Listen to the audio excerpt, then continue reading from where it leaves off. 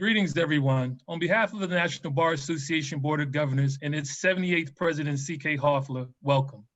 We thank you for joining our town hall and for an important discussion in connection with the National Bar Association's Town Hall Series, Corporate America Has Failed the Black Lawyer. Our focus is time for real change, empower the Black partner. My name is Joe Drayton, and I served you as the 76th President of the National Bar Association. I've spent over 23 years in our legal profession, and I am currently a partner at Cooley LLP.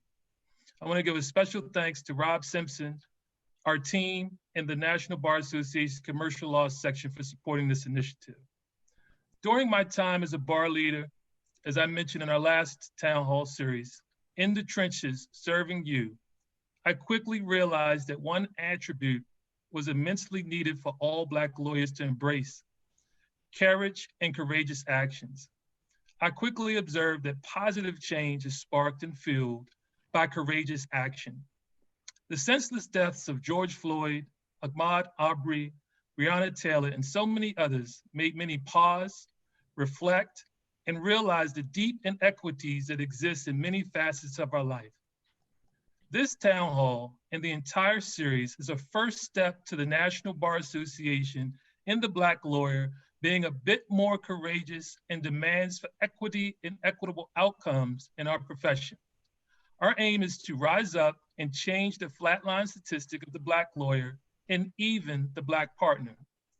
We will start the town hall with a short discussion led by our very own Rob Simpson, featuring Vivia Chin.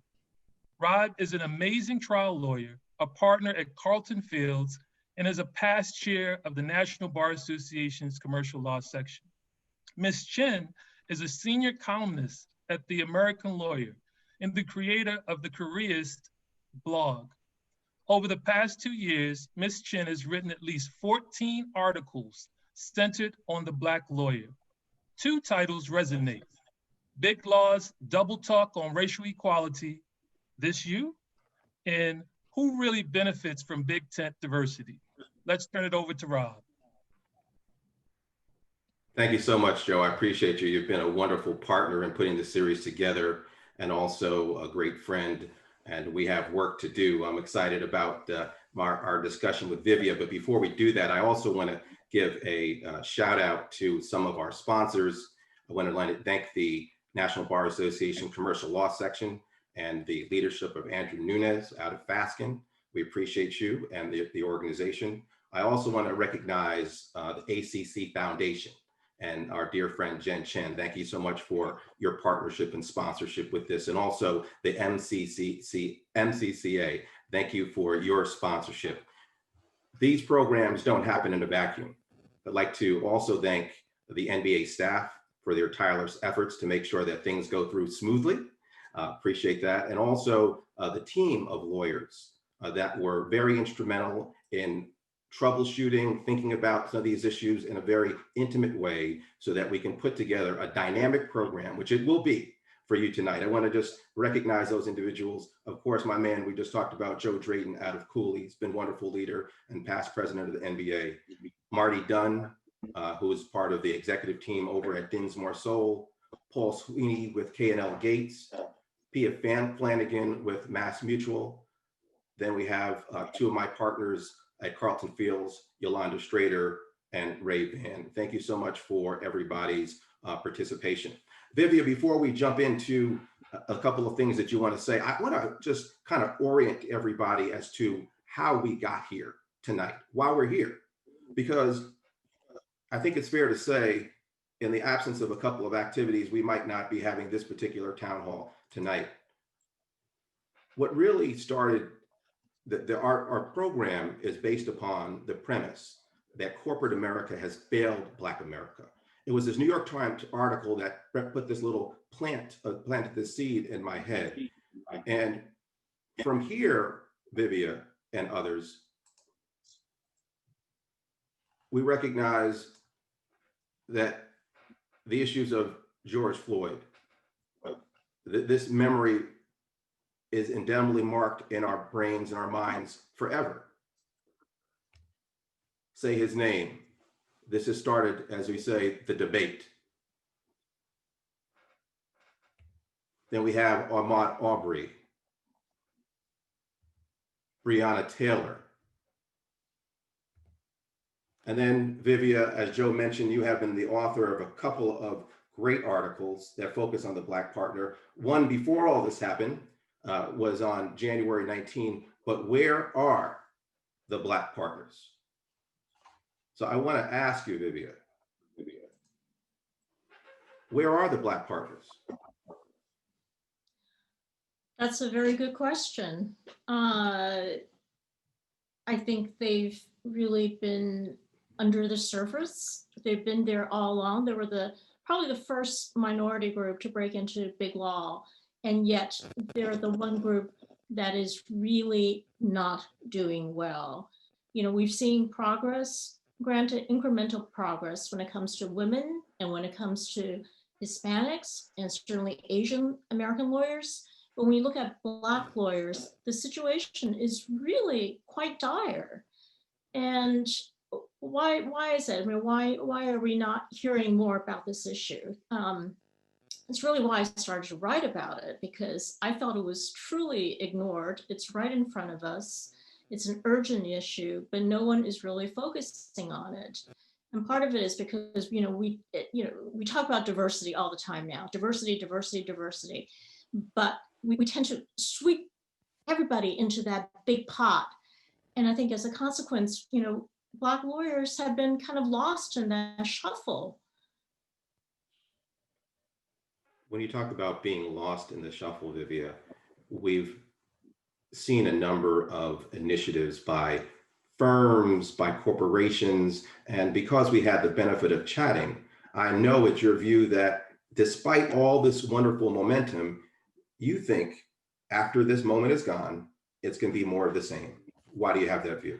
I hope I'm wrong, first of all. I'm people have accused me of being, maybe a little cynical, a little bit too much of a Debbie Downer, and I admit I am, because part of it is because I've been covering this for so long now. I mean, she said, I remember even back in, I think, the late 90s, there was this thing called, initiated by Charles Bell, I think of, Charles, I'm drawing a blank on his last name now. He was the GC Out of Bell South. Bell South, thank you. Yes, absolutely. And yes. it was the, I think it was call to action, or no, maybe that was statement of principles. And then 4 years later, that was followed by call to action. You had a lot of prominent GCs from the biggest corporations saying we have to do something about, the diversity issue. And then what happens? We don't know. We don't know, because it kind of gets lost by the wayside. You have this momentum for whatever reason that might be at the moment, and then it kind of falls out of vogue. And that's why I'm concerned about this moment in time. I think we are at a really pivotal moment because of what's happened this past year with, George Floyd and Breonna Taylor and so forth. But is this going to really last? Is this just a fashion that I've seen come and go? I guess I've been around the block maybe once too long to be filled with optimism. And again, I hope I'm wrong. Do you see any hope, Vivia? Do you see any movement by corporations or by firms in 2020 that does give you just a little glimmer of hope? We got a little hope, please. Just a little hope, Vivia, please. I'll do my best. Look, I think some corporations are doing better than others. We know that, right?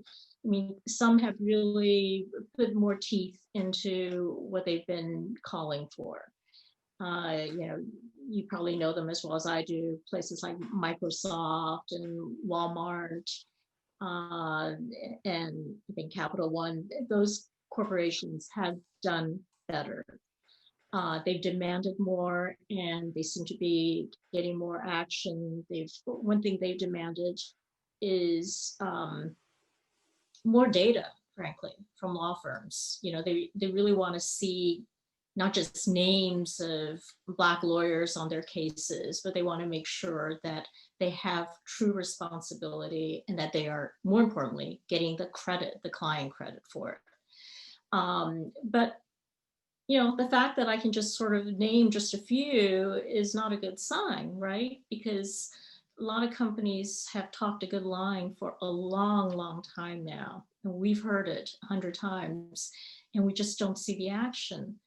One thing I've always felt, one thing I've always asked GCs when I'm on a panel about diversity is, when they talk about all the great initiatives they have and, what they're demanding of their law firms and so forth. One question I always ask is, have you ever fired a firm or taken away some of their business because their statistics were just so awful and just so stuck? And the answer I get is no. Until they can answer and say, yes, I've really done something, I don't know what to think. I don't know who's really being accountable. Well, we do know recently there is this demand for more Black lawyers has been put in the Wall Street Journal. And I'm interested in hearing from our wonderful panel this evening. Vivia, thank you so much for your time, and thank you for caring about this particular issue. And before it became popular, making sure that this issue was highlighted, and continue to put that. And we look forward to working with you as the National Bar Association digs in a little bit deeper with our working group. So tonight we have a phenomenal panel. And before we jump into the panel, I just want to go through a poll just to find out who is in the house. All right. One moment.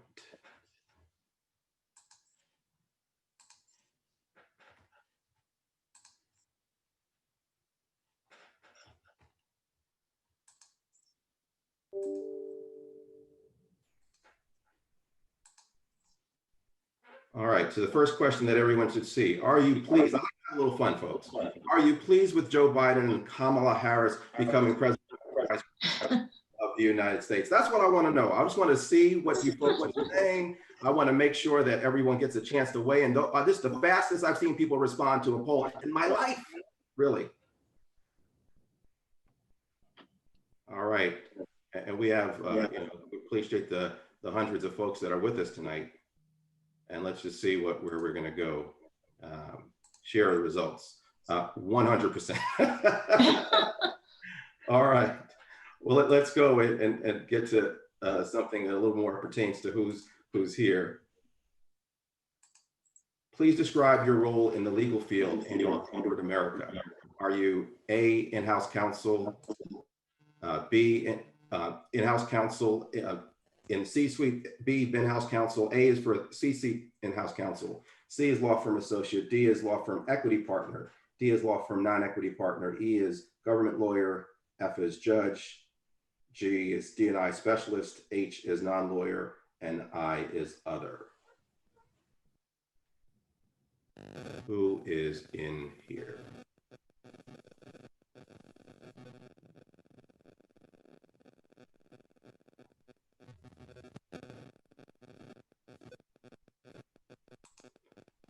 All right, so we have 11% of our folks in-house, 16% of law firm associate, equity partner 29%, 20% non-equity, 4% government, and then we have D&I specialist 5% and 4% non-lawyer, and then 10% other.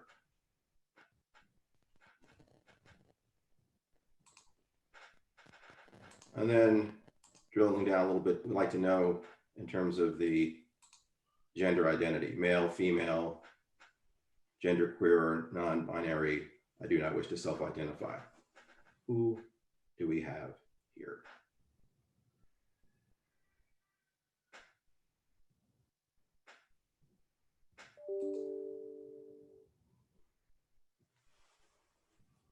(35-65) split with the women in the lead. All right, now let's get to our next question. Then what's your ethnic identity? Hispanic or Latino, not Hispanic or Latino, I do not wish to self-identify.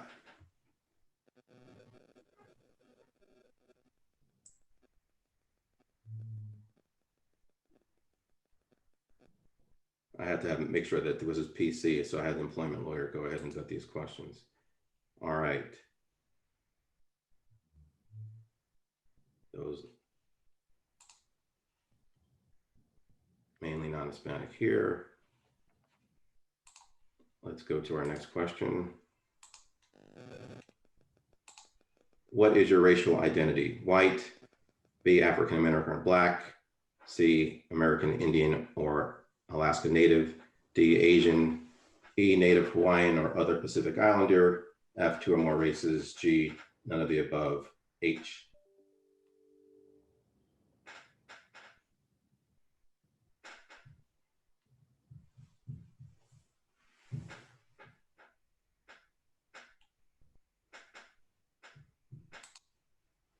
All right. So you see the results here. Significant majority fall into the African American or Black, as this is an NBA event, no surprise there. And now that we find out who is in the house, I'm going to turn it over to Joe Drayton, who will introduce us to our phenomenal moderator and also our panel. Thank you so much, Vivian, for coming out. We appreciate you.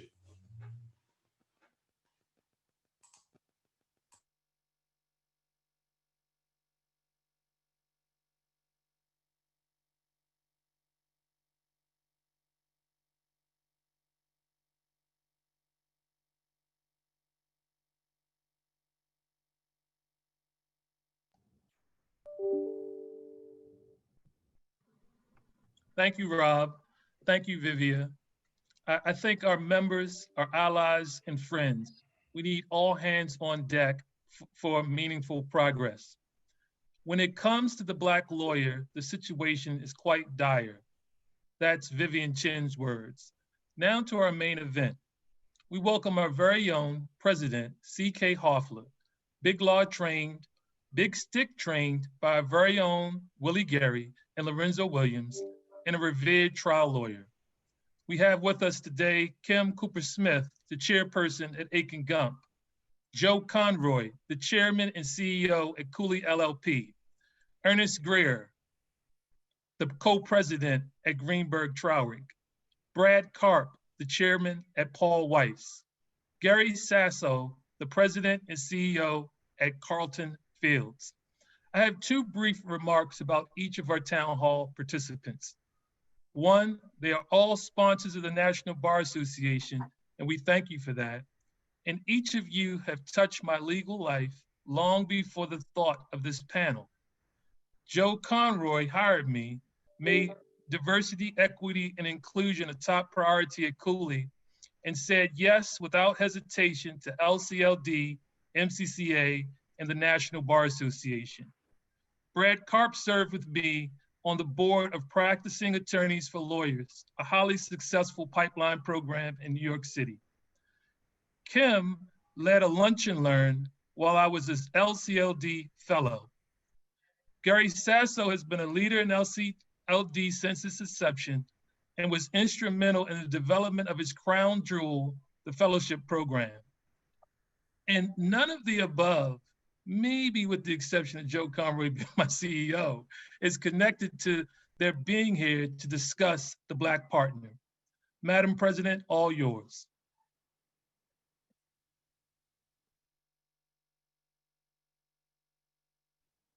Madam President, you have to unmute.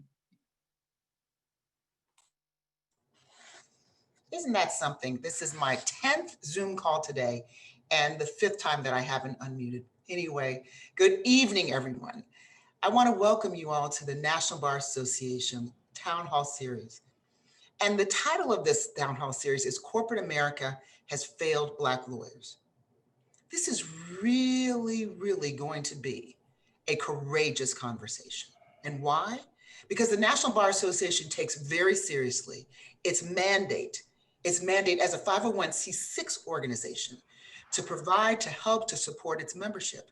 And an issue that's been plaguing Black lawyers in corporate America is just how they fit in. Have they been failed by large firms, by corporations? And that's what we're here to discuss today. I heard Vivia speak about a number of issues, very distressing. I can assure you that the NBA does not intend on just allowing this to be a conversation that's in vogue, a conversation of the day, a conversation of the minute, because each of us in this room, I would dare say, watched for 8 minutes and 46 seconds while a police officer literally choked someone to death. And I don't know about you, but while I, as an African-American, have seen a whole lot of things, George Floyd wasn't the first person to die at the hands of the police. Not the first person to be a victim of police brutality, excessive use of force. If you're African-American, this is something that we know all too well in our community, no matter what your socioeconomic background. That's just a reality. But the difference this time is that it awakened the sensitivities of others in this country.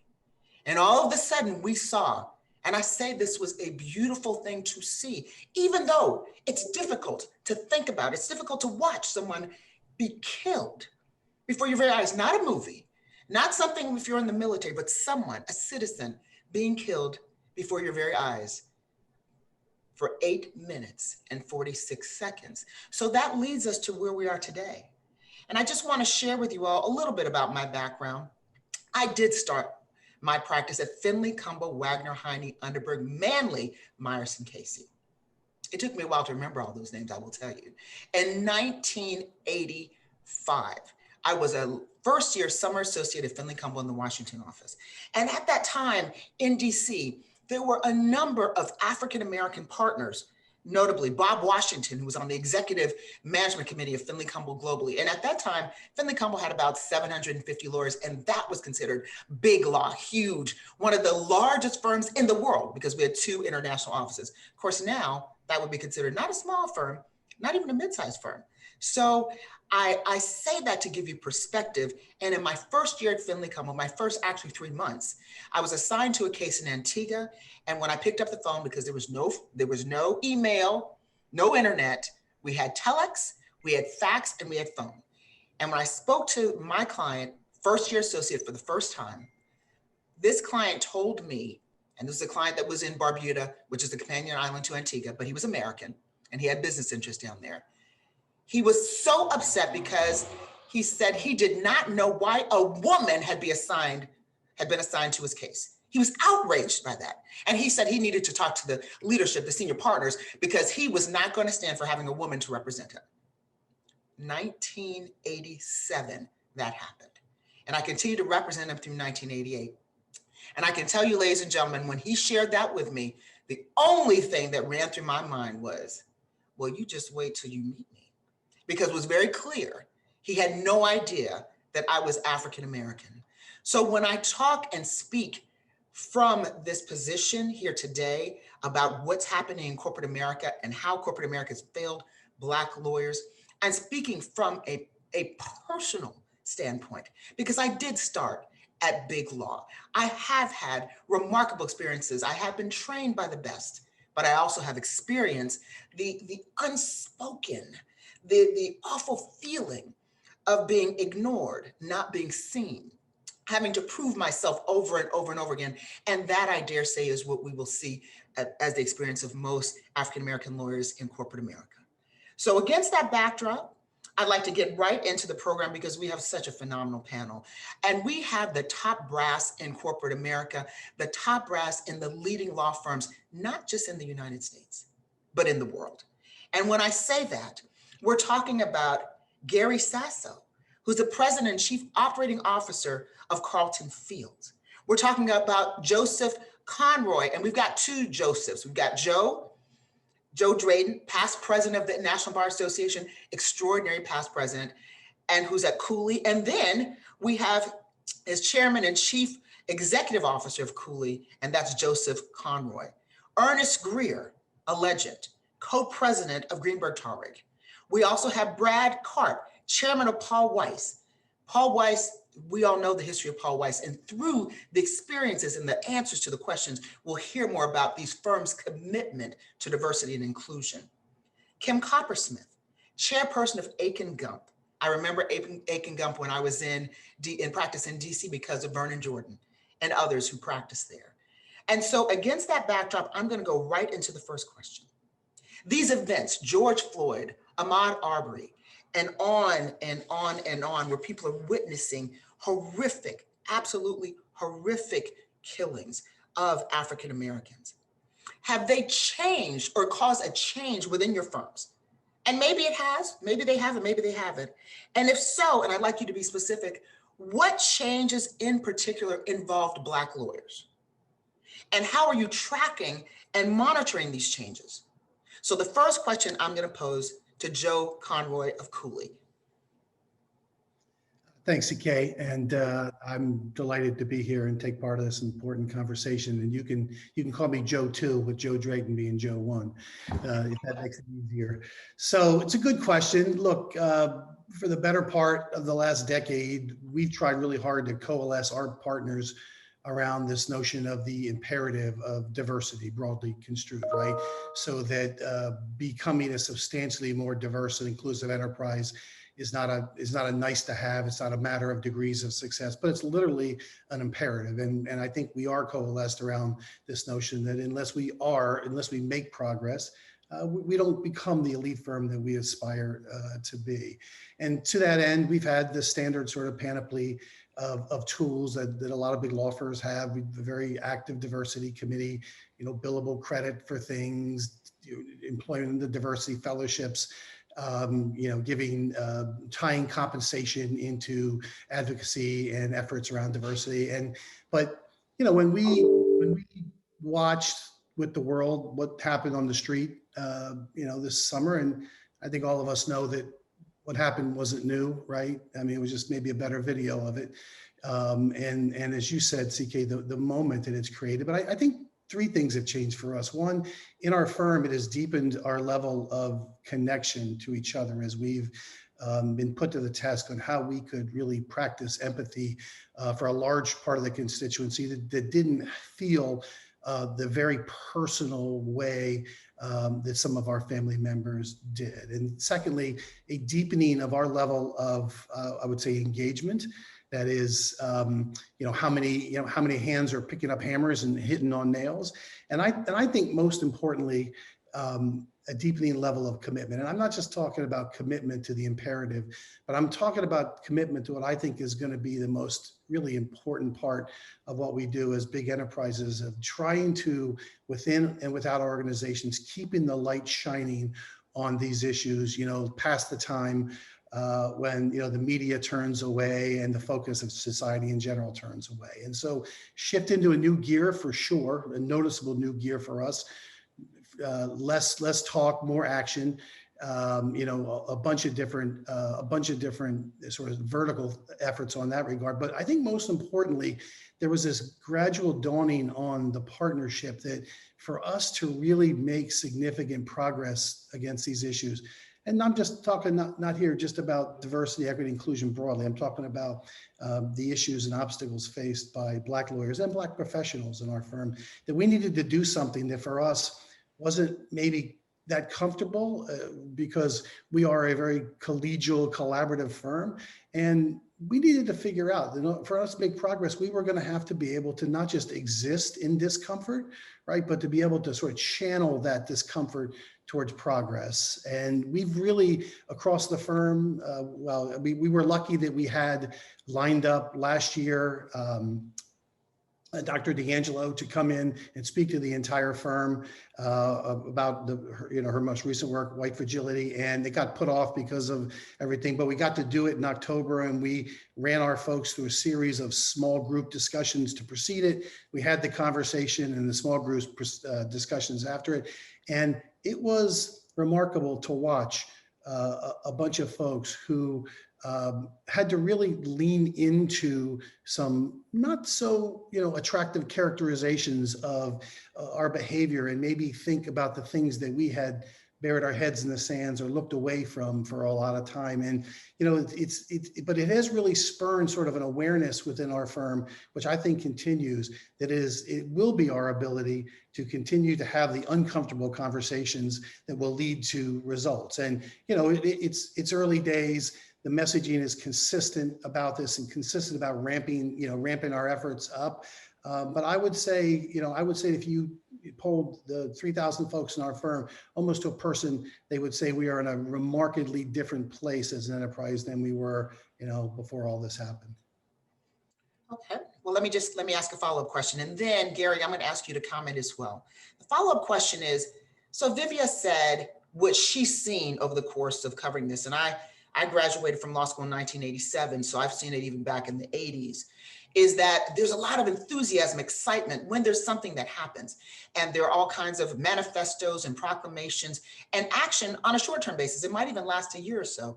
And then after that, it's no longer something that people are focused on, and we go back to business as usual.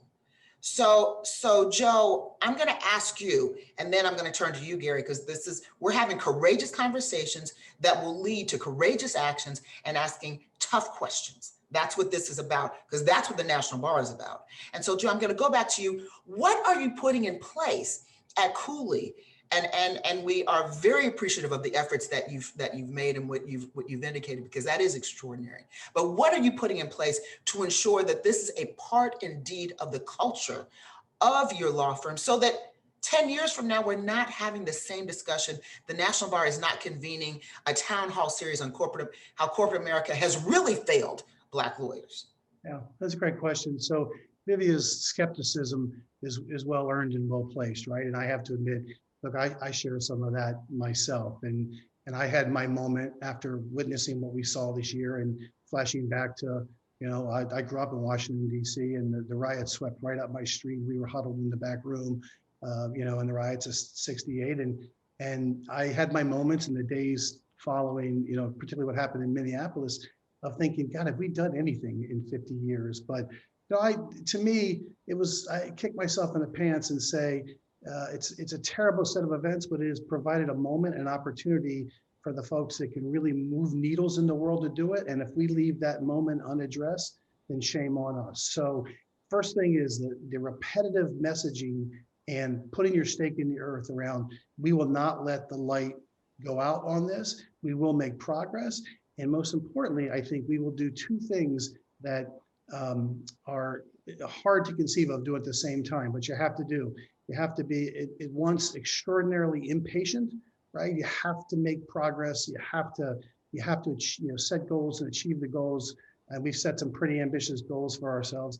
And you have to be impatient. At the same time, you have to be really patient from a 30,000 foot level, because you've seen so many organizations with so much fanfare jump into this. And then whether it's because they let the light fade, or whether it's because the momentum went away, or they got frustrated, it just peters out. So for us, that starts with repetitive messaging. It starts with the leaders of the firm, including myself, standing up and saying, do not measure me at the end of the day on this, that, and the other thing. Measure me on whether in 6 months or 1 year or 18 months, we're making progress against these specific goals you set, and measure me on the quality of the listening that we do, right? Because it's all developing these programs is all about listening and how we translate that into action. And so that's kind of how we've tried to spin that out in our family, our firm. I call our firm a family. Now, Gary, I'm going to ask you the same question, but I'm going to add another element: the media. So the media, for people actually seeing George Floyd being killed, I think that had an impact. The media, or reporting like Vivia does on the abysmal, the statistics in some firms. Do you believe that that also has an impact? So I'd like you to dovetail the question that I asked about what is your firm, you're at Carlton Fields in the Tampa office, what is your firm doing as a result of this new social justice thrust that maybe has been sparked on by people seeing what happened to George Floyd? And then talk about the media. Well, we're taking a slightly different perspective on this. To me, it's less about policies and programs and structure than it is about the people. And we've been working real hard over the years to achieve a critical mass of Black lawyers, especially Black partners. And it's about blocking and tackling. We've been recruiting aggressively. When we bring people on board, we work very hard, person by person by person, to support their career, help them get traction. We're not interested just in headcount or metrics. We're interested in their thriving. We want it to be sustainable and long-term. We've also recruited just over the last few years about a half a dozen lateral Black partners who are accomplished, who are senior, who are rock stars. They set an enormously important example. They have an enormously important impact on our firm, on its leadership, on our clients, on how we think. When I talk about a critical mass, what I'm talking about is we have to show it. It has to become organic. It can't just be a policy or a program. People have to see Black lawyers, they have to see Black partners, they have to be part of important teams, important client relationships. As far as the media is concerned, there's no question that the media has had an impact on our awareness and thinking. And in some cases, it's spurred action, but I think Vivi is right. I think you're right to be skeptical that it may be short-lived. That's why I focus on the people, because that has a multiplier effect. If we bring the people on board, we bring one Black partner and they touch two people, now we've touched two. They touch two more, we've touched, you do the math. Over and over and over, it ramifies. I think the recent events have been very, very impactful. As you put it, it's been a wake-up call. It's captured the attention of the country, the world. We had some very deep reflection in our own firm. I reached out to not just our lawyers, but all of our employees and asked their feelings and their thoughts and their reactions, and what they told me broke my heart. Some of our employees said, I've never said this to anyone before, but they told me stories about their family, their own lives, et cetera, and it was very powerful. So it spurred a lot of deep thinking and feeling. You know, our firm has won a lot of accolades over our metrics and accomplishments in diversity, but I always worry about complacency, and this kind of shakes off any complacency, and it's made me think harder and more deeply about what we can do better. Right. Well, let me just take that a little bit further, a little further. You can have, in some instances in law firms, large numbers of Black partners. Really be outstanding. You have more than any in the country, hypothetically, that say a firm could. But if those partners are not equity partners, or if those partners are not on meaningful projects, and if those partners are not in a position where they can really make a difference, are you just putting a Band-Aid over something that requires surgery, or are you really addressing the problem?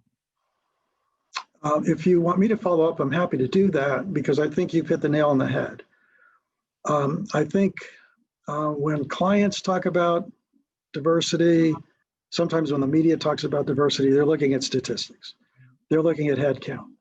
Statistics can be achieved with a revolving door, where people come in and they go out.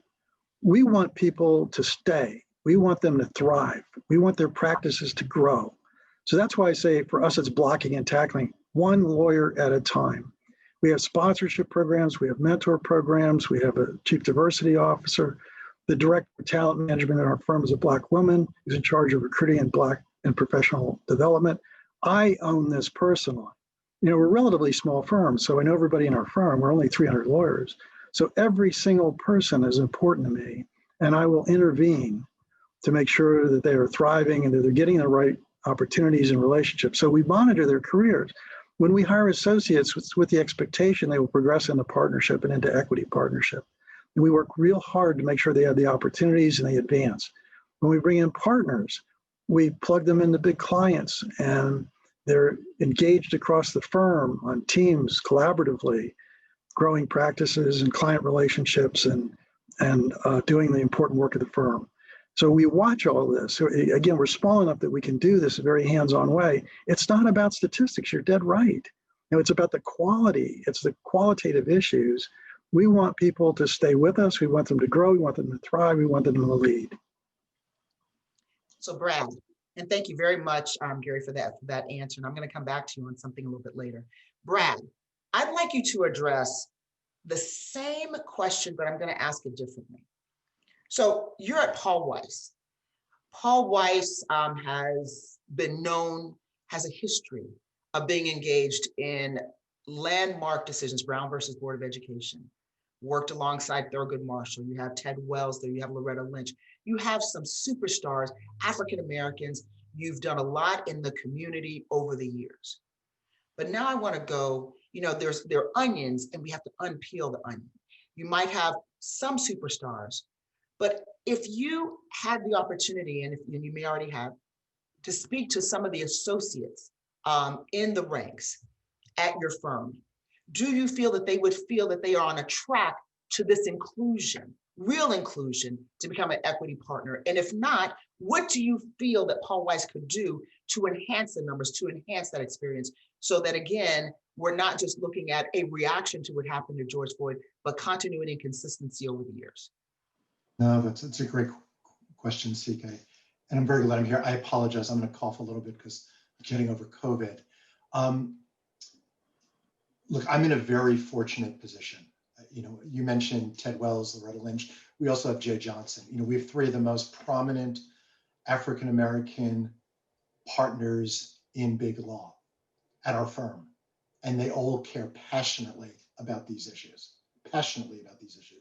So a couple of years ago, 3 years ago, we formed an inclusion task force. And that's before the tragic events, horrific events of the past 6 months.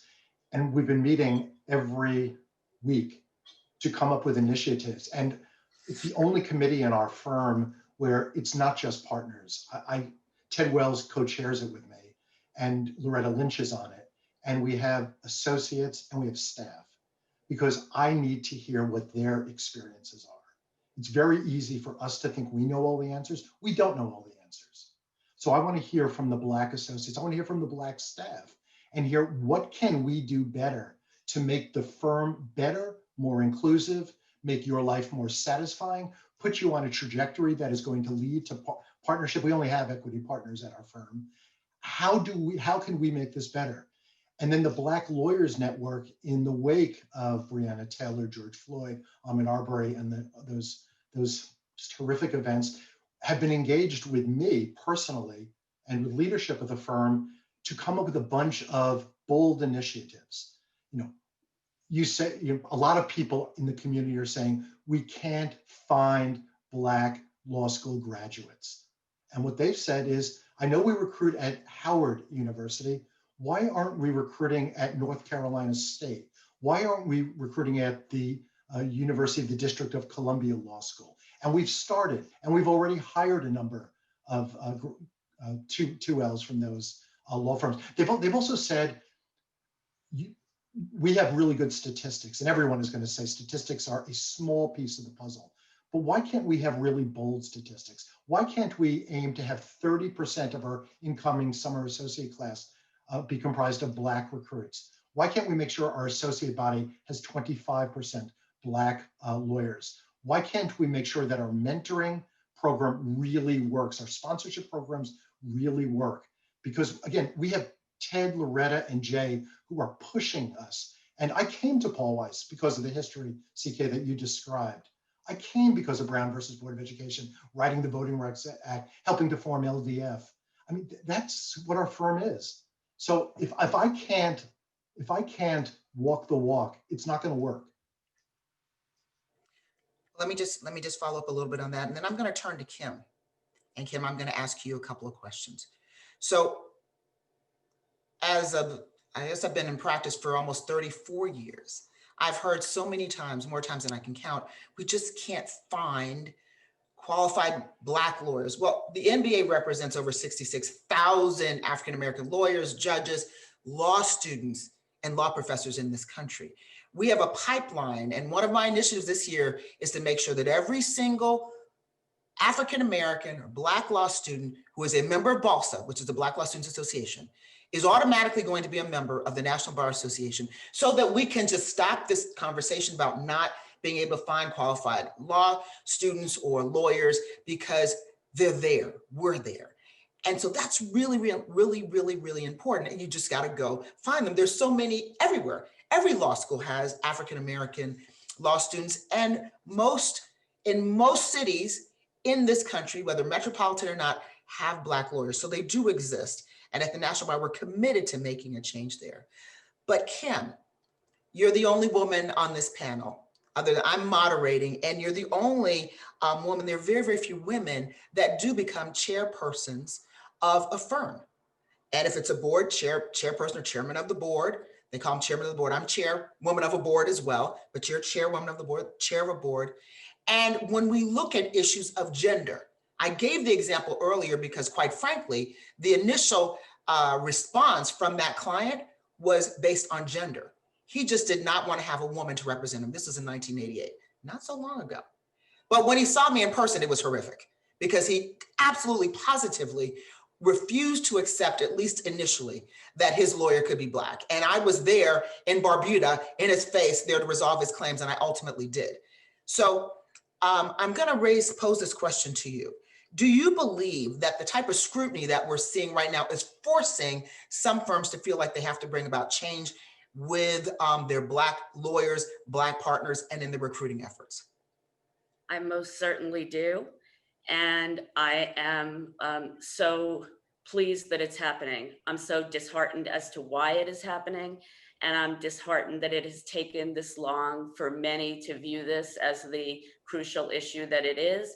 But I heard Vivia say that she doesn't offer a lot of hope. I understand that, but I do believe this is a moment that is being seized. And I intend to continue to, as all of the panelists have said, like, this is my mission. This is how I will be judged as to whether I have been a successful leader of this law firm.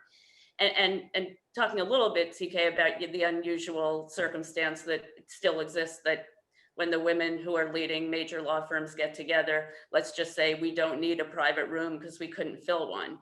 But I think there is an extra mindfulness about these issues and the importance of these issues. And one of the things that I was thinking about that's pretty poignant as I was thinking about this panel is you were mentioning Walmart. Well, I was our firm's first relationship partner at Walmart.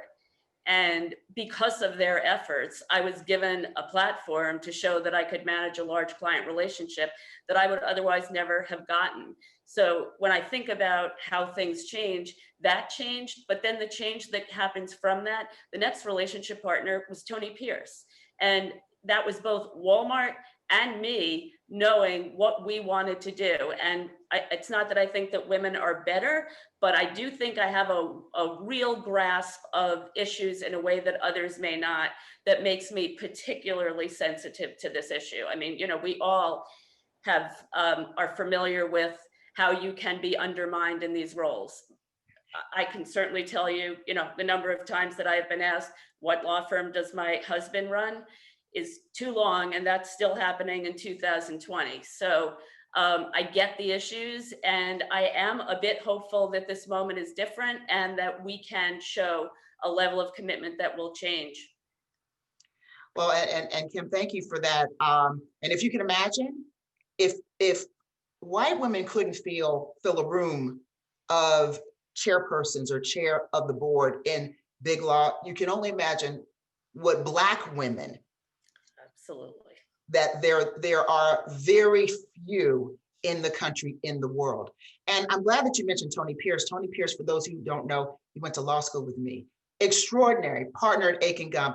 And so I thank you for doing that and for acknowledging that and recognizing that. So Ernest Greer. Ernest, I know you because not only are you legendary here, not just in Atlanta, but throughout the country, but you were also my opposing counsel in 2004. So I think of all the people on the panel, I had the pleasure of litigating against your magnificent, robust team that you assembled in Gainesville, Florida, in the middle of the summer, heat and all, for many, many weeks.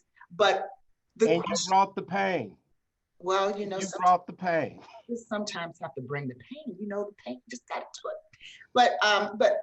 But Ernest, many know you because not only are you extraordinary lawyer, extraordinary trial lawyer, president of everything, and you brought so many people with you. And that at Greenberg. And so the next question I'm going to pose to you has to do with why it's important. And this is a foregone conclusion, but I think it's important for us to hear it from you, given your experience, and if you could share a little bit your trajectory. Why is it important to increase the number of Black partners in firms, and why is that still a problem? Because you've been on the inside, you went through the ranks, and now you're the co-president. Yeah, right? but I'm gonna let me say a couple of things. First, I'm always appreciative when I get an opportunity to speak to these issues, but I'm always bothered by the lack of Blacks in leadership in large firms.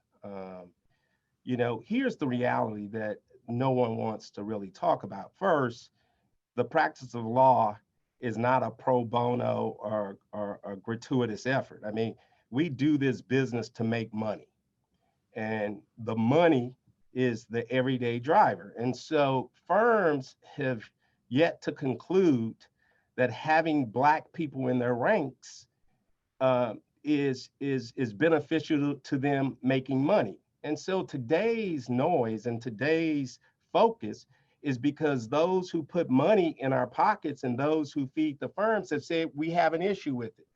But for that, we would be in the same place that we're in. We talk about Blacks and their problems and challenges in being successful in a firm. Well, first off, you got to understand, law is viewed as a smart business, just as finance is, just as medical is. And I would challenge you, if you look across the country, you will not see many white people going to Black doctors that they choose. You will not see many white people using money managers who are Black. And therefore, you don't see many white people making a choice to employ Black folks because this is a smart business. The third thing you have to realize is that we just got through an election.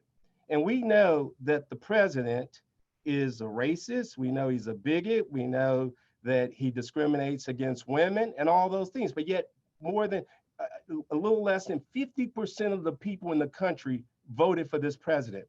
And the fact of the matter is that we're all surprised by that. And the reason that we're surprised by that is because we believe as Americans and we believe as people that the sense of humanity is much stronger than a political affiliation or political ideology, is much more significant to us than what is a tax policy or a health care policy.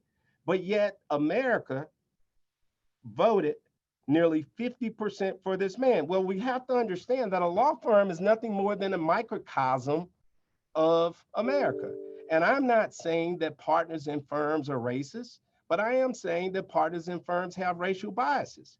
So when you bring in those students from Howard and you bring in those students from North Carolina Central, North Carolina A&T, they are subjected to the beliefs that those partners have. And those beliefs are played out every day. We see the stories and we hear the stories and the opportunities in which people have done studies to look at racial discrimination. And I remember one where you gave two different people, you had them do a writing test in the same areas, and you told the person that was reviewing, well, one was by a Black and one was by a white. And the conclusions were very different. So you take all of that, and then you move to another issue, which is a fourth issue. We all know in law firms that our clients, who are typically not people of color, particularly in an entrepreneurial setting, are not accustomed to Black people advising them, counseling them. And we know that not simply from the law business, but from our upbringings and our experiences.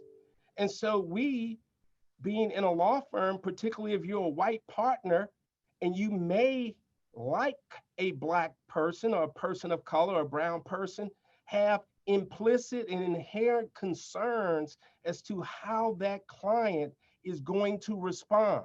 So all of those things create a basis from which the law firm has concluded or has not concluded that Black people and brown people can bring value. Because let me tell you this, if that were the conclusion, you would not have a Black problem. You would have a flood of Black and brown people coming into law firms like never before. And so all of these issues create that situation. Now, let me tell you why it is I think that it's important. There is no doubt that there's a baseline of intelligence, there's a smartness that is required to be in this business. But I will tell you this too. There's a degree of common sense and there's a degree of creativity that arises from your upbringings, from your challenges. And I will tell you that one of the things that I was able to establish myself with in my firm is that when I looked at a fact pattern or I looked at a deal issue and a challenge, I was able to come up with a solution that maybe a lot of people didn't see. And that is because I grew up without much. And anything that I've ever achieved, I had to figure out how to achieve it with less. And so when I look at all of this and we talk about this, here's the bottom line. Law firms are moving because clients have said to move. And the reality is that the only way that we're going to have a infiltration and a critical mass of Black and brown people in law firms is either the client is going to require it, or there's going to come a day in which my colleagues and others see value in the presence of Black and brown people in law firms. And that value is directly money. The ability to get work and the ability to pay partners and the ability to continue with the profitability of the law firm. Well, Ernest, I remember, I want to say back in the day, but back in the day, let's just say in the 80s, when you had mayors such as Marion Barry, for all of his flaws, let's just put that aside now, Maynard Jackson, Harold Washington, and the like, they mandated and insisted that if a law firm wanted to do business with the city, and this is during the time, if you can imagine, when public finance work was some of the most lucrative work, that law firm, that was just money, just write the check, money on top of money on top of money. Mm-hmm. But they mandated that if you wanted to do business with the city, you had to have a Black partner, significant Black attorneys, otherwise they were not going to give you the business. Those were mandates. How do I know that? Because I worked for a firm, Finley Cumble, where that was the case in Washington, D.C. and throughout the country. It wasn't just Washington, D.C. And that is how many lawyers, I said back in the day, 70s and 80s, really Black lawyers became partners, if you will, because they had leverage. They were able to bring in that business. So what we know, we have over 200 participants listening to this who have questions. Some people don't know how to, or haven't had the opportunity to be able to generate business, to have those relationships. So Ernest, what would you say to them, having gone through the ranks and where you are today? What pointers can you give them as to how they can, because you sometimes can't rely on people to give you the opportunity, because as you said, if it's the clients who are mandating it, when the clients stop mandating it, then we're back to what Vivia's saying, it's going to be business as usual. So what is your recommendation to those lawyers listening? Well, a couple of things. I was at a firm before Greenberg Traurig, and I started off as a young lawyer, and I was trying to market and be in the community, and I was told not to market and not to be in the community, that we had plenty of work. That made no sense to me. Mm-hmm. It made no sense to me that I had to wake up every day and depend upon someone to bring me a file in order for me to feed my family. And I chose not to go that route. First, I will tell you, any African American you see playing a major role in a major law firm, a big law firm, is a major producer. Okay, that's the first thing. But on the flip side, you can see a lot of white Americans playing major roles in major law firms who are not big producers. Those folk are viewed because they have a big reputation, they're really smart, they're known, etc. But I would tell any Black person, any brown person, don't depend upon anybody else but yourself, your job. You have two jobs, from 8 to 7, 8 to 6, you're doing the firm work, and from 6 to 10 at night, you're doing your family work. And that family work is getting out in the community, establishing relationships, driving your own practice, your own business, such that when you become eligible for partner, you don't have to worry about it. Look, let me tell you something. When I was the 7th year and I became eligible for partner, I had more business than my shareholder who was running the group. I knew I was going to be a partner. And so I say, take these issues in your own hands. don't rely upon the firm to do anything other than to provide you the infrastructure to put together marketing campaigns for the clients, to identify lawyers who can go with you to pitch the business. But my perspective has never been one in which I said or depended upon the firm to do anything other than issue me my distribution and pay me my checks. I mean, and I think that's really important, because here's where we are. Where we are is that we're focusing on these issues now because the clients are saying focus on it. But what happens if the clients and the media attention falls off in a year? We're going to go back to where we were.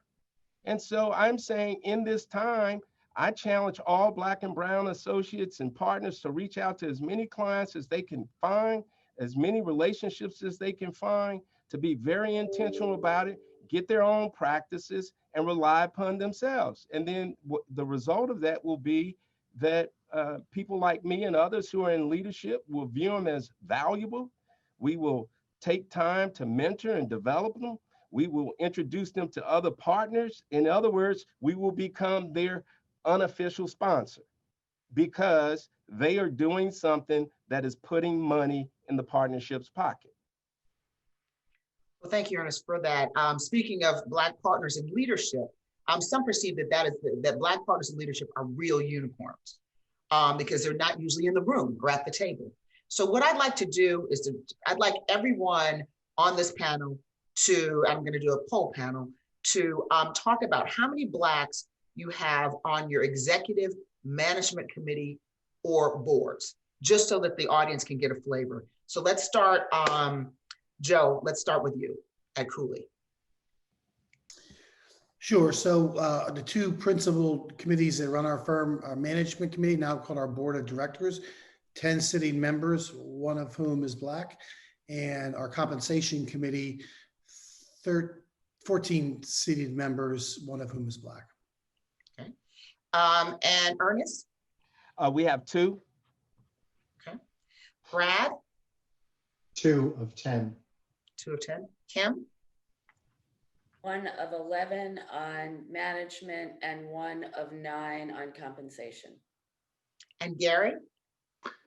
We don't have a management committee. About 25 years ago, we went to a full-time CEO form of governance. And I'm our second CEO. But when I came into my term, I asked an accomplished senior woman whose mom was Black to sit on our executive committee and to chair our board of directors, which she did for a number of years.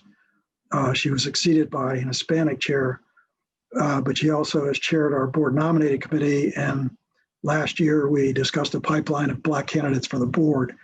The board reviews management's proposals to hire lateral shareholders and management's recommendations on comp. Okay. Now, Rob, there was a brief pledge that we were going to, some of you are familiar with the CEO D&I pledge. And I think when we were talking about this before, maybe some of you are not familiar with it. This is where companies have signed pledges and statements in the past to commit to increase diversity.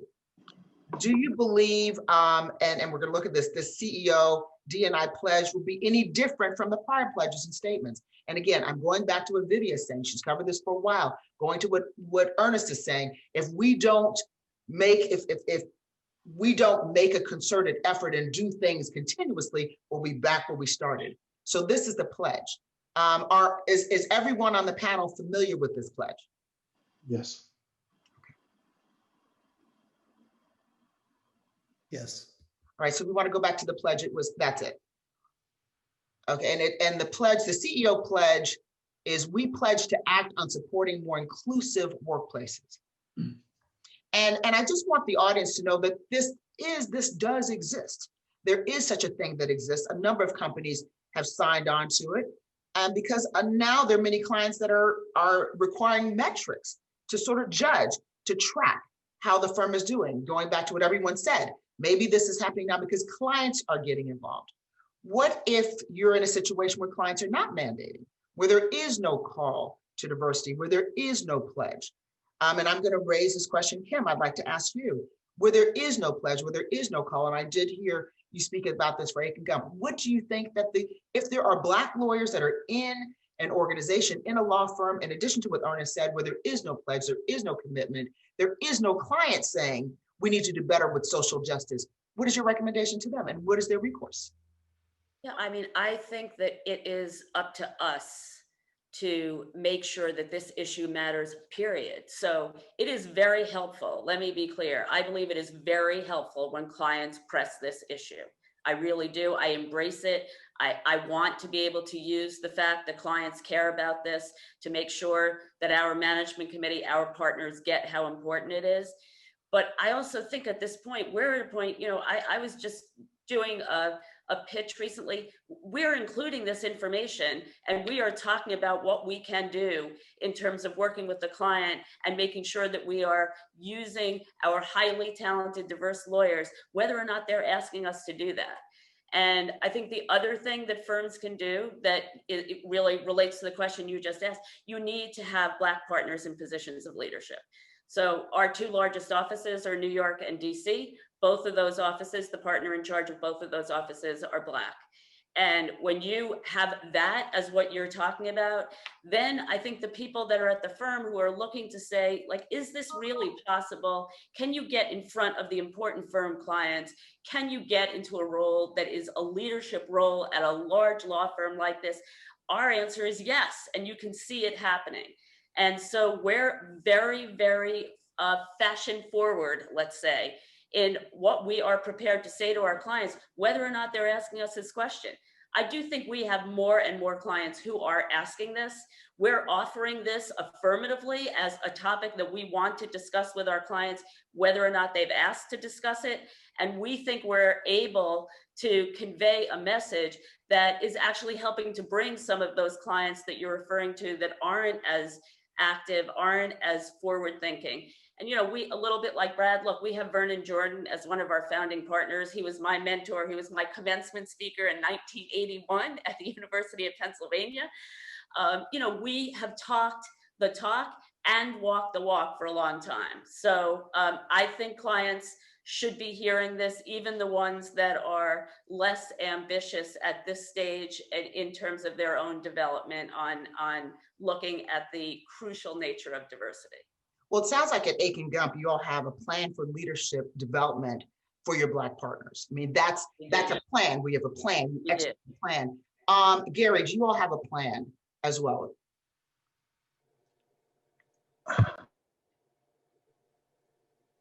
You're on mute. Sorry, CK, I'm trying to unmute here. I'm having that problem. Yes, we do. In fact, our firm is actually managed, again, not by management committee, but by our CEO, our COO, and by practice group leaders, industry group leaders, and office managing partners. And we have several Black partners playing prominent roles in those capacities. In fact, our largest office is Tampa. It's our headquarters. The managing partner of that office is a Black woman. She's a rock star. All of these lawyers are rock stars. We are constantly nurturing our Black lawyers for leadership, and we're always looking at them and we're grooming them and trying to plug them in. And this is not just nominal or tokenism. These leaders are deeply engaged. They're having a big impact on the firm. They are very aggressive in reaching out to clients. They're connecting clients with clients and lawyers across the whole platform with themselves. And they're doing a great job of collaborating in a very collegial way and getting exponential results in growing our practice and growing the roles of our Black lawyers in our firm. So yes, again, we're a relatively small firm. I take ownership on that. I appoint leaders. Our shareholders elect our directors, and we're going to be asking them to do that soon. But we also have a sponsor program, which is grooming Black lawyers from the day they walk in the door. Mentors, practice group leaders are charged with the responsibility of grooming diverse lawyers, and not just Black lawyers, but women and Hispanics and Asians and gays, et cetera. And Ernest, I'm going to ask the same question of you. And I know a lot of the partners that you've groomed. So I do know, I think the answer to the question, but I'm going to ask the same question of you. And then I'd like us to go a little bit further. What happens when there's resistance in a firm to a plan to groom and to develop leadership in Black lawyers and Black partners? Ernest, can you answer that as well? When you say what happens when there's resistance, when there's opposition with the shareholders, with some of the other partners are saying, look, why are we so focused on black partners? We need to focus on all of the lawyers. So what happens? What is the course of action? Well, that wouldn't be tolerated in my firm.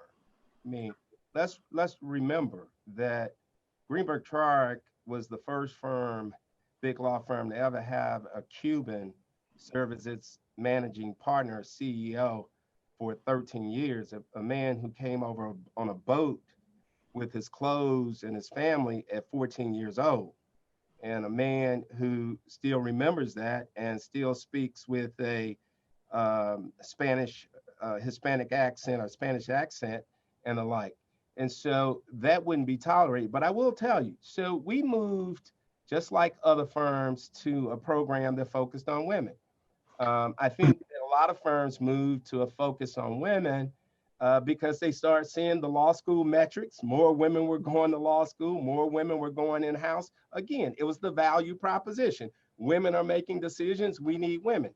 And so, our law firm has, and I'm happy to say, we have the most Black partners in any law firm in America. We have the most Hispanic partners in any law firm in America. That's not to say that we're perfect, but that's to say that these discrimination issues, these diversity issues, these equality issues have been issues that have been centered in our firm for a long time. And just like Gary, we have all kinds of programs. But one of the things I'm very excited about is that we have fundamentally acknowledged that the Black experience is very different than any other experience. And therefore, we have created a program that is specifically targeted to Black people. And that is nurturing them, giving them business development support, giving them psychological support, because the fact of the matter is, when you walk into an office and you see a sea of people of different color, that can be intimidating. And so we have really focused on the issue. It's been embraced by the firm. It's been embraced by our executive committee. Now, when you talk about the issue of what happens when people push back, I think everybody here on this call, and I've had a chance to talk with folk on this call a couple of times. I know them all by reputation. They're all great people. They all believe in improving. They all want it. What is lost is that the fact is that a firm is a collection of a lot of people who have their own businesses. And what we will tell you is that we can't control everything that everybody does as it relates to D&I. But what I can tell you is that, at least on my watch, we're going to have inclusion, we're going to have equality, and we're going to have fairness. And so the fortunate point that I'm trying to make is that we are doing better, and we will continue to do better, but it's not an easy issue, CK, because the reality is that it is a microcosm of America. And I think that is the big awakening for all of us, that and the notion that our law firms could represent in some form the microcosm of America. We've got a lot of work to do and a lot of challenges, because there may be quiet opposition, but there is not overt opposition, at least not at Greenberg Traurig. So at Greenberg, is the compensation linked? Is there a diversity metrics, for instance, for your partners or practice group leaders or office managing partners? Is there some type of a metrics that Greenberg will look at? And I'm actually going to ask that of Ernest. You could start off that discussion, but yeah, let me say this. Our compensation system is much different than many. We don't have a compensation committee. We have a compensation fairness committee that just looks sort of at the compensation and various statistics to decide whether or not we make sure we're not discriminating against anyone. But yes, here's the reality. We have a subjective compensation system. We have, as part of our end of the year review, the ability for people to weigh in on what they've done and promote it as it relates to diversity and inclusion. We think that it is a highly important value add. We think that it is important to our current and to our future. We believe that it makes us better. And so when we look at diversity, we see it as, again, as a value proposition, and that is considered as part of other elements as it relates to people's compensation. Okay, and I asked the same question of Joe. Joe at Cooley, do you all have a compensation? Is your compensation linked in any way to a diversity metrics? It is. We have a non-quantitative system, a subjective system, many would say, and it's based upon discerning total contribution. And we have listed now prominently in the criteria that our partners need to address meaningfully with the compensation committee in their report and their meeting, what they've done to advance this imperative. And that's been in place for 4 or 5 years, and you start with a lot of, everybody knows they need to answer the question, and there's a lot of fluff in there for a number of years, but you quickly get the message out that it really, really matters. But the point is, it's one thing to say, yeah, that's, attention to diversity and advocacy around it is a nice cherry on top of a sundae. But the real question is, will the comp system put its money where its mouth is? Will the comp system drive real dollars to a young Black partner who takes on, in a primarily white law firm, takes on the job of head of the Diversity, Equity, Inclusion Committee with a mandate from the CEO and the board, say, you need to change this, knowing that the amount of time that he needs to put into it is going to mean that he's not going to be as much of an economic producer in terms of billable hours or revenue generation. But are you going to put that right up there in terms of the pieces of the pie that you value? And I think that's where we've tried to put our emphasis and be really different. And, it's for us, it's, can you participate in this system back-ending from putting minority partners, but Black partners in particular, into the smallest rooms, right, where decisions are made, and then, but back-ending from that. How do they get in that small room? They have credibility and they have economic power. How do they get that? They get trained, they get access to opportunities. And so the folks in our firm that are the most creative and needle moving around that are getting real dollars. Now, there's carrots and there's sticks. And folks, there are a lot of stories floating around our firm about partners who haven't embraced this initiative and haven't embraced it, even needle moving partners who really could. And we've dealt with those partners in a way I'm not sure all law firms would. But for us, this is about convincing 3,000 people, again, that being substantially more diverse and inclusive is going to be a hallmark tightly woven into the DNA, the core of the great law firms. And so, yeah, you got to make partners your clients, your partners in that. But I agree with Kim. It really starts and ends with what we're going to commit to do ourselves. And Brad, I would ask the same of you. Is your compensation linked in any way to a diversity metrics at your firm? Yes. We also have a different compensation structure. We're 85% lockstep, so you just go up in class. So it gives me a lot more of an ability to go to Ernest's point about individual fiefdoms. We don't have individual fiefdoms. So if I want to remove a white partner and replace the white partner with a Black partner, there's no impediment to my doing so from a compensation perspective. Because we value diversity and inclusion, the white partner understands that that is a value of the firm. That partner won't be hurt financially, makes it a lot easier to accomplish. More specifically, several years ago, I decided there was a lot of talk about diversity and inclusion, and I thought a lot of it was just a facade and window dressing. So I decided at the end of the year, when every partner in our firm, all 140 partners, put together their year in review, which they send to every partner in the firm, I was going to require a 3 or 4 page description of everything you did in the past 12 months to promote diversity and inclusion and required them to be specific. And it went to all 140 equity partners of our firm. That had an immediate and profound impact because everyone realized, oh my God, if I don't do something tangible, if I'm not promoting Black associates, Black partners, introducing folks into significant relationships, I'm going to be embarrassed before the entire partnership. And from a comp perspective, I can also take punitive action, which I will do, and reward those who are especially good at it. Well, let me ask you a follow-up question. And this question comes from past President Vanita Banks, past President of the National Bar, Vanita Banks. So baby boomer law firm partners are increasingly retiring every day. Are your firms considering, and Brad, if you could address this, is your firm considering how to equitably transfer the books of business to African-American partners? I think you answered it in part with your, but if you could address that question specifically. No, 100%. I mean, as Ernest just made very, very clear this evening, power in a law firm is business.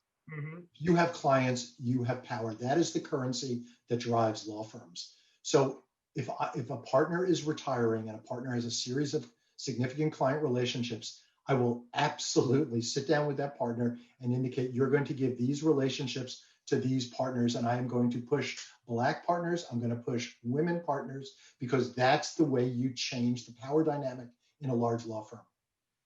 Okay. And CK, I just want to point out that we understand what Brad is saying. You see, we all have different structures. In Brad's structure, the decision to promote diversity to quote unquote the detriment of the other partner does not impact that partner financially because they have lockstep. Got it. And another question, I would ask the same, Kim, of you and Aiken Gum. Do you believe that there, or do you have a system when you've got the baby boomer law firm partners or partners that just retire? Is there a plan, or do you consider how to equitably transfer the books of business to African-American partners? Yeah, absolutely. And the one thing I would add on Brad's answer, because mine is very similar, is you need to be looking at that several years before that retirement, because we don't have the right, and we can't tell a client this is going to be your relationship partner without having built that sense of trust, had those opportunities for someone to prove themselves and be in a relationship. So from our point of view, we are going back to earlier in people's careers, well in advance of the actual retirement, to talk about this is the path forward and these are the relationships. This is your legacy to the firm. How do we successfully transition relationships? And in making that legacy, I have a very heavy role in making sure that it is not solely up to any person who says, well, I've worked with John forever, that's who's going to work on this. Those days are done. Those days are completely done. So now it is about who is the client, who is it that has worked with them at the firm, who could we bring into the relationship that could have an opportunity to prove that they would be a great next relationship partner, so that when we then sit down with the client and say, here's what we're thinking, this is where we are in terms of transition, we think that this would work out great because Trey Muldrow has been fantastic and we see this as a natural transition. The answer is, of course, that makes complete sense to us. You can't do this when someone's ready to retire, right? That's too late. You waited too long. You need to be building the case for this for many years leading up to that actual fateful date as people retire. And the other thing I would say on the other end of the pipeline, where you've talked rightly about the baby boomers retiring, it's also about the pipeline of who's coming up. So, I personally mentor the last 2 years. We have had, I think there was a reference to how rare it would be for Black women to become partners in law firms. We have had Black women in both of the last 2 years. And I will tell you, I took a personal interest from way early on in their careers to give them that encouragement, those opportunities, the client exposure, secondments, all the things, so that happens seamlessly too. When they're up for partner, the discussion was like this. She's fantastic. And Kim, the comment, that was the comment, but also as chairing the board or as president of a law firm, a big law, how frequent or how infrequent it is that we ever see a Black woman who, for instance, would be in your position. That was That was more the comment I was making, but certainly do appreciate the efforts of Aiken Gum to groom and cultivate Black women. Let me ask a related question. The compensation committees that make determinations on compensation at Aiken Gum, for instance, I know that there was a training we've talked about before for comp committees done for Aiken Gum. Can you expound on some of the things that you all saw or found just based on the training that you received? Yeah, so I mean, I think like everyone, these last 8 months have really, really focused people's minds on what is it that we could do further beyond what we're doing. So we brought in someone with expertise to actually not just speak to the whole law firm. She spoke to the whole law firm. She spoke to the management committee, but we then had specific training for the compensation committee. And I will say it was quite, for many people who think that they have given this a lot of thought already, she raised some very basic issues that I think made people rightly very uncomfortable about how you evaluate people's contributions. She pointed out the likelihood, for example, that a lawyer of color who is a relationship partner is frequently, for no good reason, thought of as they are great at the relationship, not great at the law. For a white man, that is not the assumption. The assumption is that they are equal parts great relationship partner, and it's because they're a great lawyer. Why is it that that's how people approach lawyers of color and women? If you have an ambition, if you have a white man who is saying, I'm ready for the next assignment, people think that he's ambitious. When a Black lawyer or a woman says that, you think, why doesn't she have more work? Why isn't she in high demand? And interrupting those moments where people form those opinions without even realizing it, it was a breathtaking 2 hours of training where people who thought they really, really were thoughtful on the subject and got a wake-up call about some of the ways in which I don't think anyone had considered they might be acting inadvertently. I'm going to ask a question that we have from one of the attendees, and this is going to be a courageous conversation. Are the large firm programs described, which include mentoring, are they an invitation for diversity, or are they an invitation to conformity? If a Black lawyer is asked to erase his or her Blackness in order to conform to the methods and manner of the non-Black partners, then what is the true intention? That's a question that's being asked of somebody who's attending this panel or attending this town hall. Who wants to take a shot at answering that?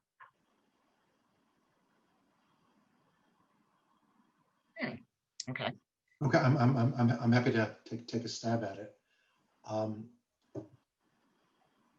I certainly would like the answer to be no, that someone should be able to reflect his or her individual character, idiosyncrasies, beliefs, values, traditions within our firm, not conform, and will succeed. That is how we have defined ourselves. We're a firm of firsts, and you can't be a firm of firsts if you're not willing to be open-minded. And I'd like to believe that one can be him or herself and thrive.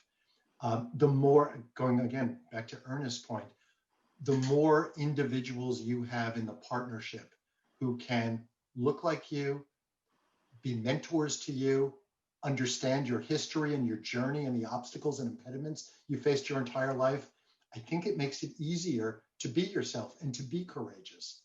Absent those individuals, where do you look? I mean, how do you act? So I think it's a process. I'd like to think we're there, but we could always do better. Okay. Gary, what's your response to that? We don't have a type at Carlton Fields.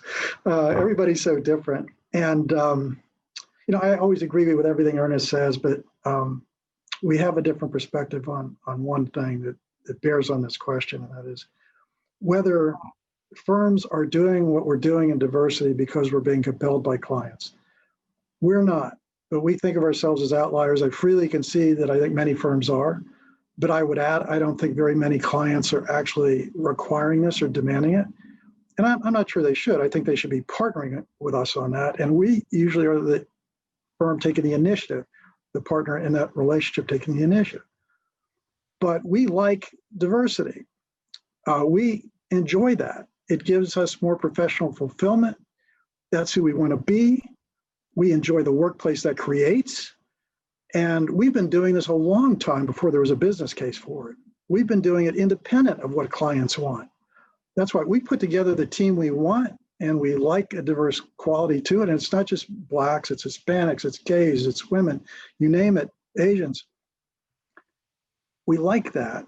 And then we present ourselves to our clients, and we try to sell them on the virtues of that, whether they like it or not. And we generally get success with that. But we start with the proposition that it's a good thing. It makes us better. It makes us a more interesting group. We enjoy the relationships more. We think better. We work better. It's a better firm. I'm going to dig deeper into that and ask another question that was asked by one of the participants. So the number of Black female partners, and we talked about this a little bit before, the number is even lower than that of Black male partners. So we know there's some overlap, but what, if any, are unique circumstances that contribute to this reality? So, yes. I will tell you from my perspective. One is the reality. I have a wife who went to Kellogg School of Business where I was at Northwestern Law School. She had her own career, and she was busy and I was busy, and we got to the point when I became managing shareholder of the Atlanta office where she said, we both can't do this. And so we made a choice, and the choice was for her to be home with our girls. And what I see is a lot of the Black women here at Greenberg, they work hard, but they're going home to children, and they're going home to a spouse, and they take their role as a mother and as a wife very seriously. And they see the home in many respects as their domain to care for. When I go home, before I go home, I go to a dinner. I go meet for drinks. I go to do X, Y, Z. And so I have plenty of time to develop business to give me power within my firm. Whereas the Black woman typically doesn't have that amount of time. The other thing is that in many respects, this whole advent of, Me Too and concerns about sexual harassment and it's not just the Black woman, it's the white woman too. A lot of white men feel a little exposed to the interaction and afraid of how to communicate. I get a number of partners who have issues with something that some woman has done, et cetera. And I said, well, did you tell them? They said, no, I didn't tell them. Well, why didn't you tell them? Well, I don't want to get caught up in anything, et cetera, et cetera, et cetera. And so there is a failure to mentor and to scope and drive unless the relationship is a smooth one, okay? And so what I see is very little focus and interest in pulling up Black women in law firms.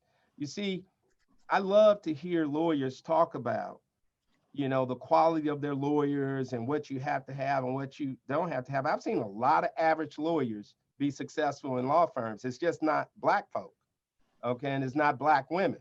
I've seen a lot of average white males be successful in a firm, but I'm gonna tell you one thing they all have, and it's a common denominator, because I don't believe you move up in a firm, you're pulled up in a firm. If Gary Sasso, and I'm just saying Gary Sasso, or Brad Carper, Joe, or Kim wanted somebody or had interest in somebody being successful, they could put in place a strategy and a process and a path to get them to the partnership. Now, that's assuming that they're meeting a minimal level of success and a minimal level of diligence. And so, we don't have people of color. For me, it's hugely important that I not be the only one. When I was made the only Black managing partner, I first said I didn't want to be the only one. Now we have 4. When I was made the first Black executive committee member, I said it's important for me not to be the only one. Now we have another. And so the point here is that we don't have people of color pulling up people of color because no one is in leadership. And the reality is that, we see every day people who have in commonality pulling other people up. And it's not just based upon color, it's based upon whether you want to play golf, whether you fly fish, whether you hunt, and those type of cultural issues.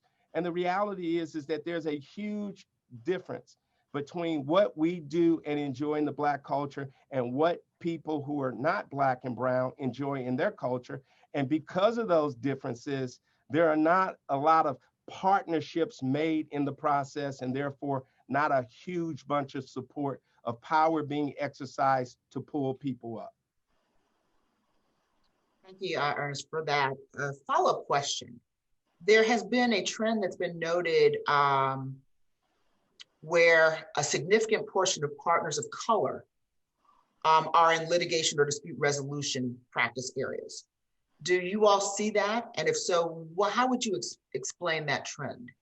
Litigation or dispute resolution? Have you all seen that trend for partners of color? Yep. Yes. Yep. And let's start with Joe. Joe, how would you explain that? First of all, I should ask you, have you seen that? And then we'll go to Ernest, Brad, Gary, and Kim. Because we're coming to a close, I'm going to ask yes or no, because I want to make sure that we get some of the answers to these questions of some of the participants. Yes. So we definitely see it externally, not so much in our firm, but externally for sure. The same way that you see the higher proportion of the women partners be involved in litigation rather than transactional work or in some of the specialty or expert practices.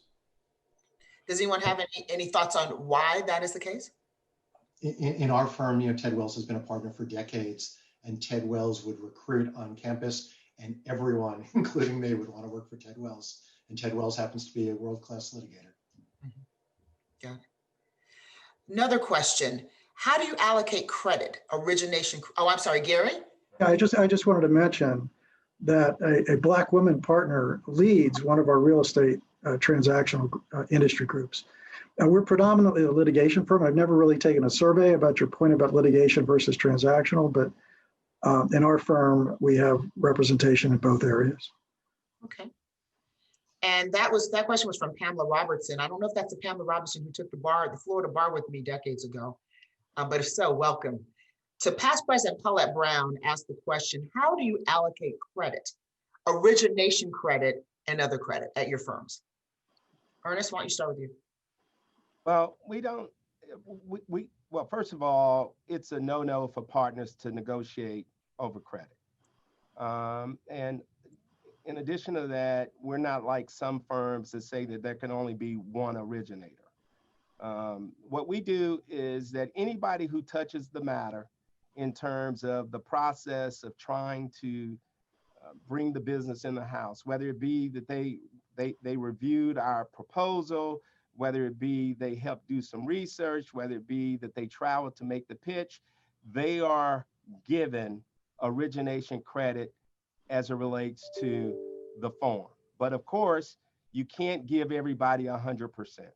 We then make a value judgment based upon who had the relationship, what role each person played in it, and we parse out the credit based upon a value determination as to the role and the significance someone played in bringing in the work. Okay. I'm going to ask the next question, which is related. Black women fare worse, much worse than every other demographic. They continue to represent less than 1% of law firm partners. It's 0.75%. What are your firms doing? And I know that some of you all have addressed this, but for those who haven't, what are your firms doing to address this issue? Because it is an issue in every single firm in big law. Let's start with Brad. Thanks, CK. These are courageous conversations. No, I hear you. I've been talking actually to Loretta Lynch, who is as successful as any Black woman lawyer in America. And it's difficult with the pandemic and sheltering in place, unfortunately, but we are targeting Black women partners at other law firms, and we are focused intensely on Black women associates in our pipeline to make sure that they get extra mentoring, extra sponsorship, extra opportunities, because I think it's going to be a process. You know, about half of our Black partners are women in our firm. But again, having Loretta is a big advantage for us because she could really lead the way to make, you know, systemic, meaningful, enduring change. But it's a process. And I think you have to be deliberately, intentionally committed to making change to erase some of these, you know, issues that have lasted for a long, long time. CK, I'm going to go out on a limb here and brag a bit about our women. We don't have the issue. Our women, our Black women partners are rock stars. They're like you. They're self-confident. They're poised. They're natural leaders. They're successful. We just got to stay out of their way. I mean, they're terrific. So it really hasn't surfaced in our firm. But across the board, if we look at statistics in this country, it really is a major problem. But kudos for you all where it hasn't surfaced in your firm. But and a lot of other, we know this because we see this every day, and we have numbers of Black women who consistently report about this. Anyone else? Okay. Another question. One of our attendees said, is there any reason to be more optimistic? Or how do we turn this moment of attention, awareness, and interest into sustained change, permanent progress? Some of you have touched on this already, but there are people that are feeling a sense of just, they're concerned, and they go back to what Vivia said. How do we really turn this into more than just a moment of attention? And so that it is sustained. Again, I said before, so that 10 years later, we're not having this discussion. I know what the National Bar intends to do, but I'd like to hear from the panelists, just as we wrap up, you know, your closing thoughts on that question, starting with Gary. I'm an optimist. I do believe there will be lasting change. I think we've already seen change. I think it's escalating. And I think we get a multiplier effect. Again, every time we promote a Black partner, every time a Black partner becomes successful, or a client relationship manager or leader, it ramifies. And like I said, I agree with everything Ernest said, but I want to emphasize, I know he's understandably skeptical and cynical about some of this. I'm not, I'm just more of an optimist, I guess, and maybe it's easier for me to say, but I think we've seen great success in our firm. I'm excited about it. I think we're reaching a tipping point. I think what's happening this year is going to have an impact. I think people are digging down deeper. They're doing more. I have business leaders reaching out to me in our community, asking me about these issues, working on development of Black communities. I think it's going to have an impact. It's going to be sustainable. It can't just be about statements or new programs or policies. It's got to be about people, putting people in places where they can be successful. That will ramify. Joe? So I sure hope so. I'm optimistic as well. But I'd say this, I don't think we have a shot unless we do the hard work of looking at the reality that we've all got tools, we've all got tactics, we've been deploying them, we're all good people for years and years and years, and not much has changed. And unless we can look at why that is, and we turn the lens inward and say, what are the systemic problems in our law firms that keep us from being able to create the pathways to success for all diverse lawyers and professionals, but particularly folks of color, then nothing's going to change. And so if you're not honest enough to say that, look, it's impossible to look at the experiences and outcomes for Black attorneys in big law, include anything other than there are built-in systemic, call them what you want, bias, racism, address that and be honest about it, then we don't have a chance, I should say. Ernest? What was the question? I'm sorry. Do we have reason to be optimistic? What can we do? I think you addressed this in your comments, but as we're wrapping up and closing, your closing thoughts on what can we do to make this more than just a moment in time? Yeah. Well, I think we do have reason to be optimistic because I think that we're going to get more supporters. This moment is a big moment because we're going to get more supporters and we're going to get more education and more clarity on the issues. I mean, the fact that we're convening this, the fact that, we have corporations posting Black Lives Matters, the fact that people were doing moments of silence for George Floyd, has awakened America's eyes. The question is what do people see and how are people going to respond? I will say this to you, I don't have faith that in the law firm setting that it will respond positively and in our times, unless, as Kim points out, and we share that we enjoy clients putting pressure, unless the client continues to put pressure, because absent that, firms will continue to move in the direction that they were moving in prior to George Floyd and prior to this moment.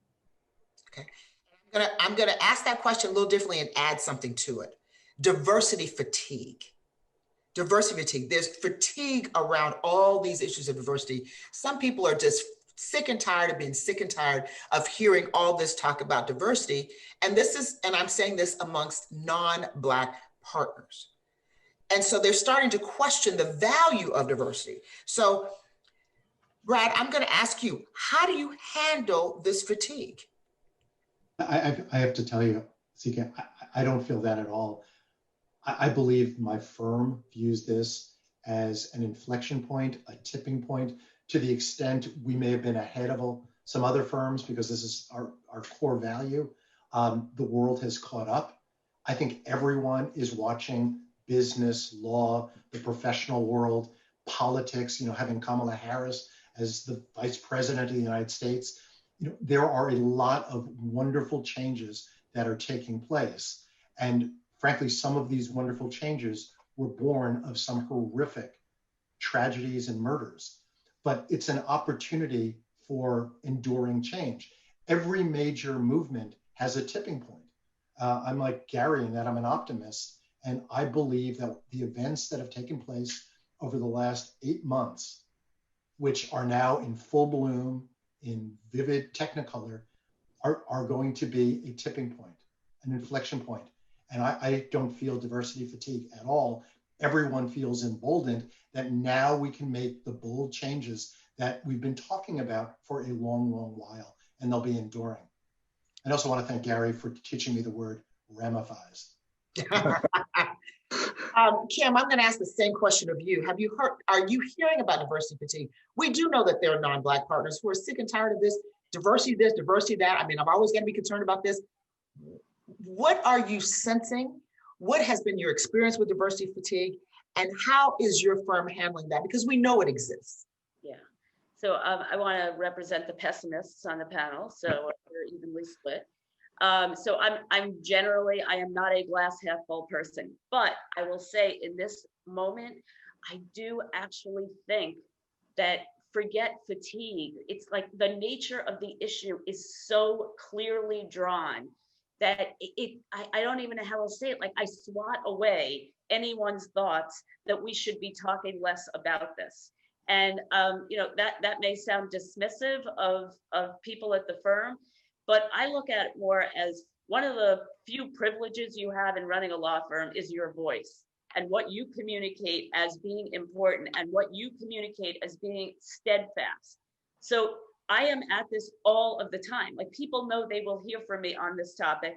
They'll hear from me when John Lewis dies. They will hear from me at every moment in these my message on Minneapolis was sent. I don't send it to our communications people. I don't clear it with 45 other people. Like this is what I have to say as chair of the firm. And I believe that all of us, our successors, are going to be people that have this same vision of what law firms need to look like. And that power of communication to me is a really, really important tool I have. And there is not a path that involves fatigue. There is a path that involves work, constant work. And if that is not for you, then this probably isn't the firm for you. And so would anyone else, Ernest, would you care to comment on diversity fatigue? Or do you see it here on your level? I know you said earlier you wouldn't tolerate it, but do you see it and hear it? No, and I don't care if I heard it. I mean, I've been fighting for this all my life. And, you know, the confusion has always been, I think law firms have viewed it as people of color fighting to be successful. Well, no, that's not the fight. The fight has been the fight for opportunity. And the fight has been for giving me a path to be successful. From my perspective, I've been blessed. You know, some people would say, well, Ernest, what do you have to complain about? You've been blessed. Well, you know what I have to complain about? It has taken me longer, and I've had to work harder, and I've had to sacrifice more to get where I am. And so, you know, CK, my commitment is to pull up as many people as I can pull up in this firm based upon merit. And we're going to keep on with the keeping on and, you know, continue to drive change. Thank you. CK, let me add one more thought to this fatigue issue, and that is, you know, I've been deeply engaged in these issues for decades and immersed in it personally engaged. But in these months, I've learned a lot. I've learned a lot from this panel. I've learned a lot from other discussions. I've learned a lot from our partners. I've learned a lot in our community. And I think if we're saying something new, that helps overcome fatigue. And there's so much new that I have to say and will be saying in the coming months. And I think all of us in this country are learning something new about each other, about the issues, about ways to address the issues. And I think that's one way to maintain engagement, is to say something fresh. Well, and so we're going to bring this program to a close. Thank you so much for bringing out those points, Gary. And I just wanted to wrap up and I'm so sorry, we had so many more questions. So as you can tell, these issues are in the minds of so many people. So there might, you know, Joe, Past President Joe Drayton and Rob, we might have to have a part 2, because I think this is what's on the heart and souls of Black lawyers, Black partners in firms. So let me just have some takeaways. One, you know, I always like to use this Portuguese expression because we have to believe that the struggle continues, but victory is certain. A luta continua, vitória é certa. Why do we have to believe that? We have to believe that there is a better tomorrow. Certainly at the National Bar Association we do, and certainly at the National Bar Association we will keep our eyes on this issue. Secondly, for all of the panelists who had these courageous discussions, we applaud you to keep on pushing, not to stop where you are now. Continue to elevate your firms in your way, in your capacity. This is an incredible panel. We appreciate your openness. We want to hear more. And we also want, because you are in rooms that some people who are listening to this are not in, for you to talk to your friends and colleagues at other law firms. We're not going to mention that firm with a C that hadn't until recently promoted, you know, 2 Black partners based on pressure. We're not going to mention that, but certainly there are other firms that are out there that are not as robust in their commitment. That's secondly. Thirdly, we don't want to have this conversation 10 years from now, because at some point it will take on a different spin. And so when we talk about the late Congressman John Lewis, when we talk about Thurgood Marshall, when we talk about Constance Baker Motley, when we talk about the Ben Crumps, when we talk about the Ernest Greers, when we talk about the Joe Drayton, the Rob Sampson, the National Bar Association men and women, we all stand on someone's shoulders. We're pushing that glass ceiling, but we're also bringing people up with us. So we are asking you all to recognize that, recognize our differences, and just know that diversity does, and shall continue to make a business better. We recognize the business component. Ernest, you addressed this, the need for people to go out, you must have your business. You can't expect people to give you business. It's basic, whether you're a man or woman. Look, I'm a mother of 2 teenage boys at my age. I graduated in 1987 from law school. My youngest is 16. I'm 37 years old, we understand that, but I'm an old mother. I still am juggling every single day. You have to juggle if you want to be in this place. but also you want to find an environment that supports, really supports through action, not words, but action, has courageous conversations and courageous decisions.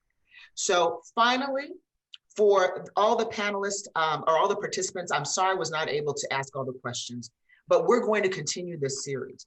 I just want, for those of you all who are in corporate America, for those of you who are in big law, for those of you who are in smaller, mid-sized, small firm now it's all relative. Just know that the NBA supports you. It's our mandate.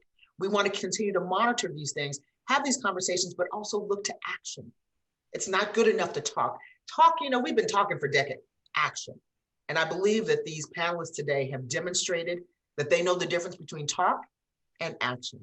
And so we thank you all. To past President Drayton, thank you for the call, for discussing this with me so that we could have these town hall series.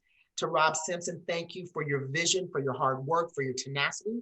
To our team at the National Bar Association, thank you for putting this on. To the panelists, thank you for these, again, having these conversations, opening up about your firms. Sometimes we have to talk about the good, the bad, and the ugly, what happened in the past so that we can get to a better future. And I promised I would end at 8 o'clock, and I'm ending 3 minutes early, which is unheard of in my world, because I'm always talking more. So thank you all again. Rob, I didn't know if you had any comments you want to make. I've left 3 minutes for you and past President Drayton. CK, there's not much more for me to say other than thank you. I've seen the comments and appreciate the courageous discussion that was had tonight. I will tell you, when I heard about the fact that this George Floyd moment has changed a lot, I can say it truly has for me. I've always been an advocate for Black lawyers, Hispanic lawyers. I'm Hispanic too, just so you know. But it's important. It's an important issue for me. But I will tell you, I'm on fire. The folks at my firm know I'm on fire. That I spend countless hours making sure that these issues are heard, and we're not going to be done until I have last breath. Don't forget the associates that are with us. We have a program coming for you. We're going to take a little break for the holidays, but in January we will be back, because I think the Black associate is an issue that has to be addressed. Our pipeline is a problem, and we want to make sure that we work on fixing that. So thank you to all of our panelists, and for your leadership, President C.K. Hoffler, we appreciate you. And Brother Drayton, I'm gonna let you have the last word.